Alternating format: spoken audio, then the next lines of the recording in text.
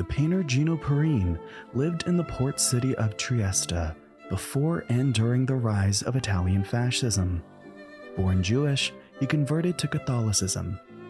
When Nazi Germany occupied Trieste, Perrine was arrested and deported to a concentration camp in Germany, where he died.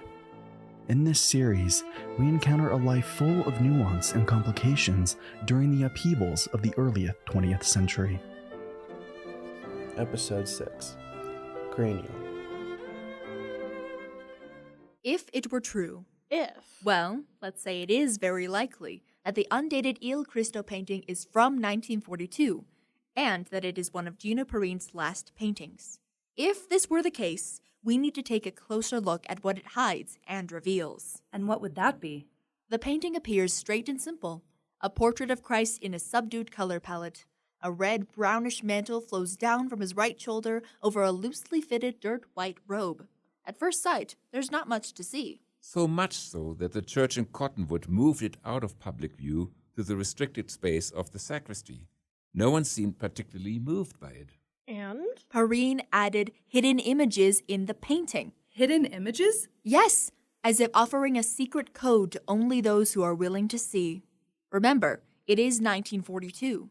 The race laws have been passed in fascist Italy targeting Jews. And the city of Trieste is occupied by Nazi Germany after Italy switched sides in World War II and now allied itself with the Americans. Gino, the Jewish-born painter, is in danger? Yes, we would have to say so.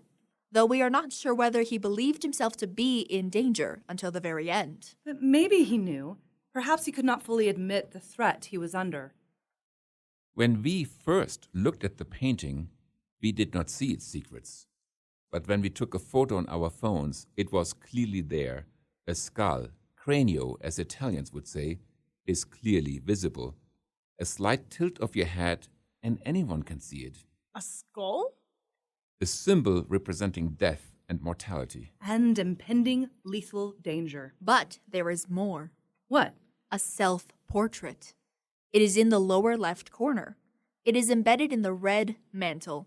It's upside down, as if looking back at the head of Christ. Are we saying that in the red mantle of Christ are a hidden self-portrait and a skull? Yes. Are these premonitions? Is Gino signaling to us that he knows the danger he is in? If this is one of the last paintings of Gino, the Jewish-born convert to Catholicism, he paints a traditional Christ and hides his own Jewish face in Christ's mantle. And a little above the self-portrait is a skull, as if in conversation. As someone born after the Holocaust, it is hard to avoid thinking of Gino Perrine's fear after the racial laws were passed in Italy that defined him as racially Jewish. They put him in mortal danger. The red mantle, as it flows down to the frame, has streaks of yellow shooting upward, as if flames are consuming Gino's face in the self-portrait. Then there is a white streak, hugging and crossing the skull. It looks like smoke. The kind of smoke that rises when you extinguish a candle. Maybe we are imagining it. Maybe it's Gino's unconscious. Maybe. But there's more. Oh? Freud. Sigmund Freud? The father of psychoanalysis? Yes. Freud visited Trieste in 1876. He was still young. He had not yet discovered his psychoanalytic insights regarding death and love, Thanatos and Eros. He was fascinated by the rich ambiguity of Trieste, this cosmopolitan port city between Italy and the Habsburg Empire, bristling with creativity and, as Freud writes, Italian goddesses. According to some scholars, it is in Trieste that Freud's scientific research brought him in contact with the world of human sexuality. How so? Eels. Eels? He studied the elusive reproductive organs of eels, Angula angula, in Trieste's Institute of Comparative Anatomy. He dissected 400 eels to find their sex. Did he? Nope. But he became, as we know, an expert in human sexuality after he returned to Vienna. What does this have to do with Gino? Well, there is this zeitgeist at the turn of the century, with the city of Trieste bubbling with intellectual and artistic ideas. Like Freud, Gino Perrine could not have escaped this zeitgeist. And? It is about looking. Perrine looked as an artist. Freud looked as a psychoanalyst. And who looks at what, and why? with what desires or fears? In Perrine's painting, Christ looks at us, seemingly oblivious to the threats around him in 1942, which is why the painting seems so stunningly inappropriate at first sight. And then there is Gino's own face looking upward to Christ, perhaps consumed by flames. The skull gazes at us with empty eye sockets. There's a dynamic there. Christ's face has an eerie semblance with Perrine's portrait, as if Perrine is looking at himself. And something else. What?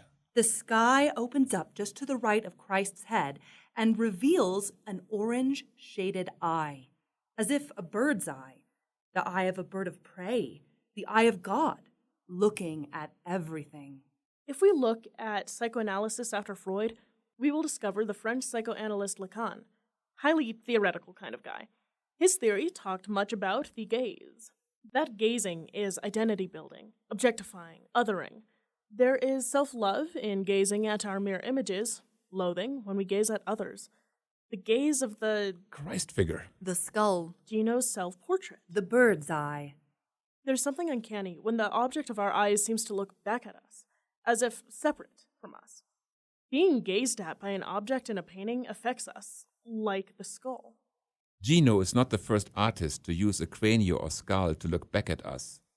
There's a famous painting by the 16th century German painter Hans Holbein called The Ambassadors.